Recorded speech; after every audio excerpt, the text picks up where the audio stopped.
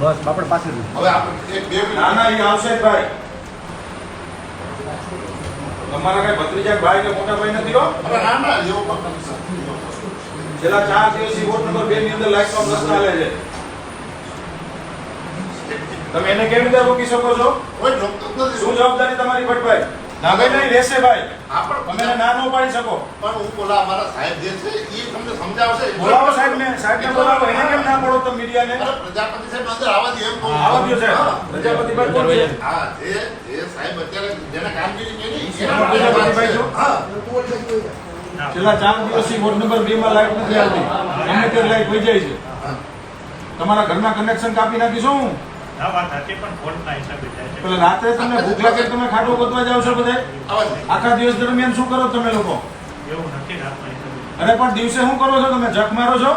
Overload ને લીધે આ આધુનિક ભારતની અંદર 4 દિવસ રાજકોટની અંદર લાઈટ ન હોય. તમારા બાપુજીની પેટી સમજો તમે બધા. હે?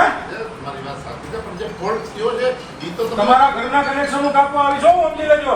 આગળ કોઈ નથી જે વસ્તુ બની છે ઈ તો તમને જાણ કરવા દે મને એમ પેલા બોલો ફટાફટ બોલો. તમે પીજીવીસીએલ ના કર્મચારી છો ને? જવાબદારી તમારી થાય ને? રાતે જ લાઈટ જવા દેવાની અમારી. એવું વસ્તુ એવું રાતે જ લાઈટ જાય અમારી. રાત્રે આ કોઈ ઇન્સિડન્ટ થયું છે બાકી કોઈ ઈરાદો કેવું ના હોય. અરે હું ક્યાં તમને એમ કહું તમારો ઈરાદો? તમારો જે ઈરાદો નક્કી થાય ને તમને ઘરમાં આવીને પ્રજા મારશે હો. જે ફોલ્ટ થયો છે ને જમીનભાઈ જે ફોલ્ટ થયો છે ને એ તમને રજૂઆત કરું છું બીજો કોઈ 25,000 લોકોને તમે લોકો હેરાન કરો. તમારા ઘરની લાઈટ કાપી જાય છો. મને કોઈના બાપની ફેર નથી પડ્યું. તમારે એફઆઈઆર કરવી તો છૂટ છે. તાળા મારી દઈશ પીજીવીસીએલ ને રાજકોટમાં.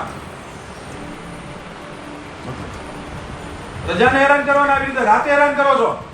ચૂંટાયેલા જનપ્રતિનિધિને જવાબ ન આપે એટલે હું